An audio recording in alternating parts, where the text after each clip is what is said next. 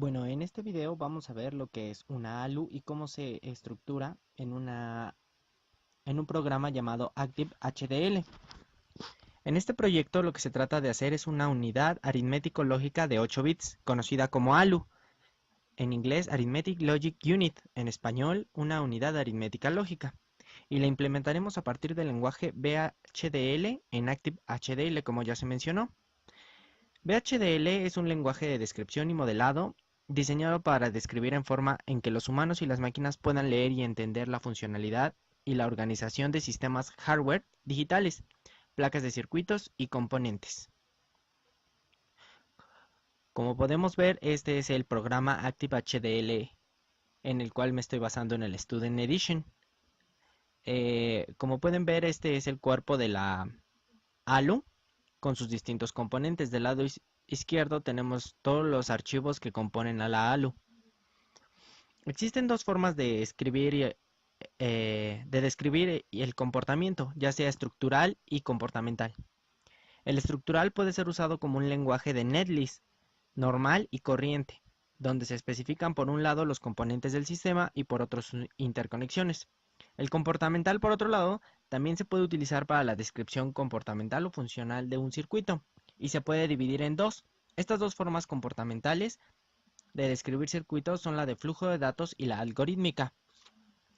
En este primer archivo podemos ver que se ha diseñado, tiene el título de ALU 8 bits, diseñado para una ALU de 8 bits.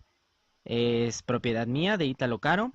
Y lo que podemos ver aquí es que en la ALU está básicamente compuesta por tres entradas, que sería una entrada A, ST de Logic Vector 7 down to 0, que significa que vamos a ocupar de 8 bits, y una entrada B igual Standard Logic Vector 7 down to 0, que también será de 8 bits.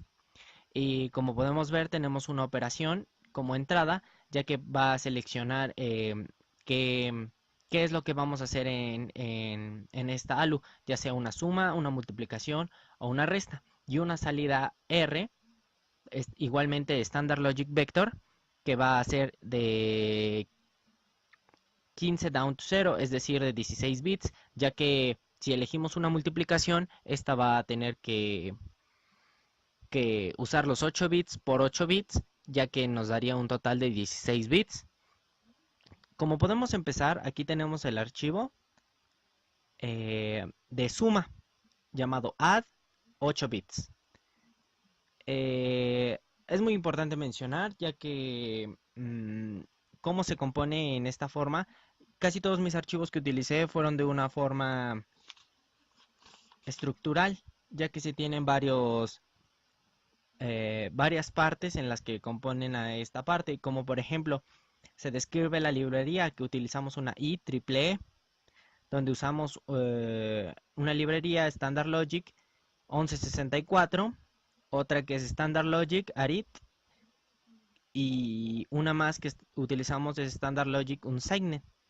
Todo porque necesitamos declarar un segment por las sumas y la resta y la multiplicación. En este caso vamos a poner una entidad donde tiene la suma de 8 bits, el puerto que se divide en A, igual es una entrada, Standard Logic Vector 7 down to 0, como sabemos, es la entrada de 8 bits, y la entrada B, que es una entrada Standard Logic Vector, igual 7 down to 0, y una salida Standard Logic Vector 8 down to 0, para que una vez que utilicemos todos los bits, el máximo que se puede utilizar en la entrada A y B, para que obviamente sumándolos nos van a dar una salida 8 bits. Ahí termina la entidad que describe esta parte. La siguiente es la arquitectura. La arquitectura viene siendo qué es lo que va a hacer este archivo. Como por ejemplo podemos darle a la salida R eh, la suma de A más B, que van a ser nuestras entradas. En el caso de la resta, igualmente vamos a tener una entrada A, una entrada B de 8 bits y una salida R de 8 bits. Como podemos ver del lado izquierdo, tenemos dos signos de interrogación. que básicamente son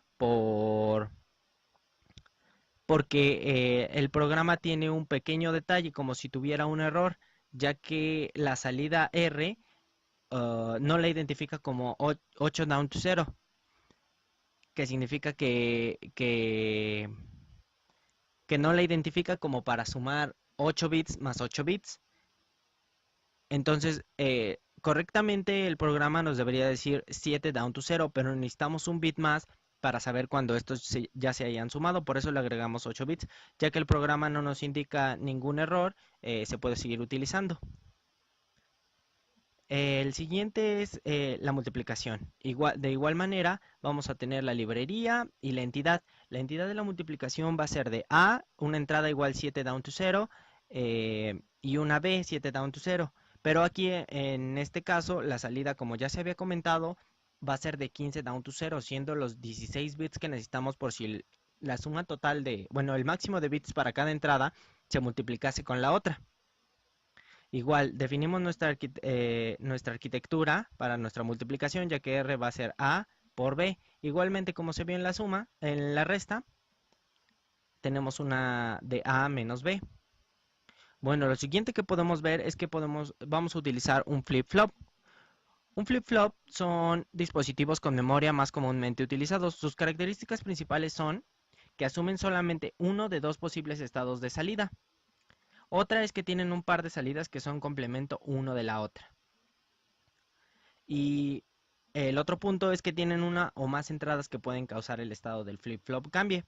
En este caso, nosotros utilizamos un flip-flop que va a ser de 3 entradas con un reloj, un reset y una entrada D, que va a ser Standard Logic Vector 7 down to 0, dependiendo de las entradas que vayamos a darle. Por ejemplo, cuando queramos elegir la suma, la resta o la multiplicación, tendremos que darle valores distintos. Entonces nuestra salida será Q, que será igual de 8 bits. Aquí la arquitectura cambió un poco porque vamos a hacer que haya un proceso donde el reloj, el reset y la entrada D se utilicen. Definimos una variable QInt, que va a ser Standard Logic Vector, igual de 8 bits. Esta va a iniciar para que cuando el reset sea igual a 0, entonces la Q de entrada sean iguales todos a ceros. Todo lo demás es que si el reloj, un evento del reloj y el reloj sea igual a 1, entonces QInt será igual a D. Ahí es donde termina nuestra parte del reloj y donde termina nuestra parte del reset. Todo lo demás entonces será Q es igual a QInt, donde termina nuestro proceso. Otra parte muy importante es que utilizamos un multiplexor. Nosotros utilizamos un multiplexor 3 a 1 por las entradas que tenemos, que son add, subtract y multiply, como pueden ver del lado izquierdo, que son la suma, la resta y la multiplicación. El multiplexor es un circuito combinacional que tiene varios canales de datos de entrada y solamente un canal de salida. Solo un canal de la entrada pasará a la salida y este será el que haya escogido mediante unas señales de control. Como aquí podemos ver, tenemos 4 entradas. La primera es el resultado de la suma, la segunda es el resultado de la resta y el tercero el resultado de la multiplicación. Y además tenemos un selector. El selector de 3 bits nos dará cuál de estos 3 fue el resultado que vamos a ocupar. Como pueden ver, será de 9 bits, de 9 bits, ya que el resultado de la suma puede llegar a tenerlos. Igual el resultado de la resta puede llegar a tener 9 bits. Y el resultado de la multiplicación puede tener 16 bits. El selector lo hacemos de 3 bits, ya que serán elegidos estos 3 anteriores y solo necesitamos 3 bits. Además agregamos una salida RR, que va a ser de 16 bits por cualquiera de los que se elijan, ya sea la multiplicación, la suma o la resta. Además definimos en nuestra arquitectura que el resultado de la suma, el resultado de la resta, el resultado de la multiplicación y el selector van a empezar. Como lo mencionamos, el selector va a ser el que elija cuál de estos 3 va a ocuparse para el resultado.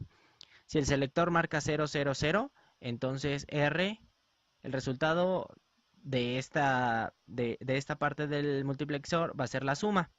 Si el selector es 0, 0, 1, el resultado de este multiplexor va a ser la resta.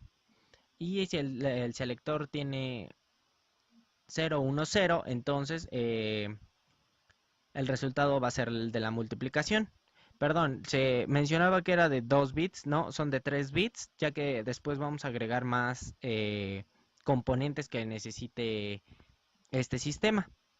Lo siguiente que podemos ver es una ROM. La ROM es la memoria de solo lectura, es un medio de almacenamiento utilizado por ordenadores y dispositivos electrónicos, que permite solo la lectura de la información y no su escritura. Los datos almacenados en la ROM no se pueden modificar. Este tuvo una importante mención ya que utilizamos una ROM que el profesor nos dio. Entonces, este código es muy importante que lo lleguen a checar completamente, ya que en la identidad de ROM de 16 por 8 tenemos un puerto que es una dirección. Como entrada es un entero que va a un rango de 0 a 15 y una data que es una salida Standard Logic Vector de 7 down to 0. Aquí empieza nuestra arquitectura y definimos unas constantes que van a ser ROM Array y de 0 a 15 Standard Logic Down to 0 para que finalmente la data se vuelva a la ROM en la dirección. Lo siguiente que tenemos es la RAM. La RAM es la memoria de acceso aleatorio y se utiliza como memoria de trabajo para la mayor parte del software. En la RAM se cargan todas las instrucciones que ejecuta la unidad central de procesamiento o procesador y otras unidades del computador, además de contener los datos que manipulan los distintos programas. Como pueden ver, también es una arquitectura que nos dio el profesor. Eh, Usa la librería Standard Logic 1164 y una IEE Numeric Standard.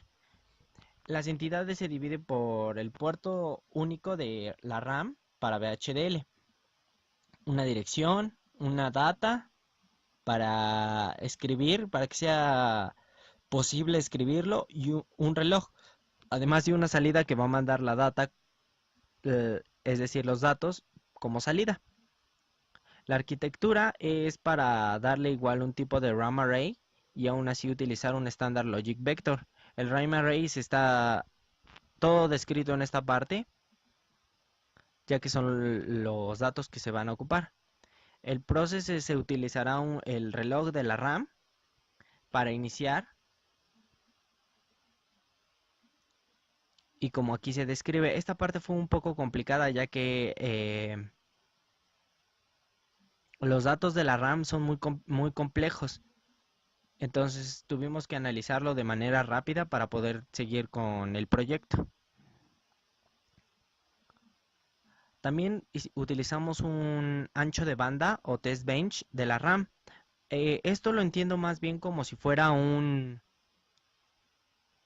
dirección extra o como darle una amplia capacidad a la memoria. Entonces esta es como si la agrandase. Tenemos entradas, salidas, el reloj, cómo se define una entrada.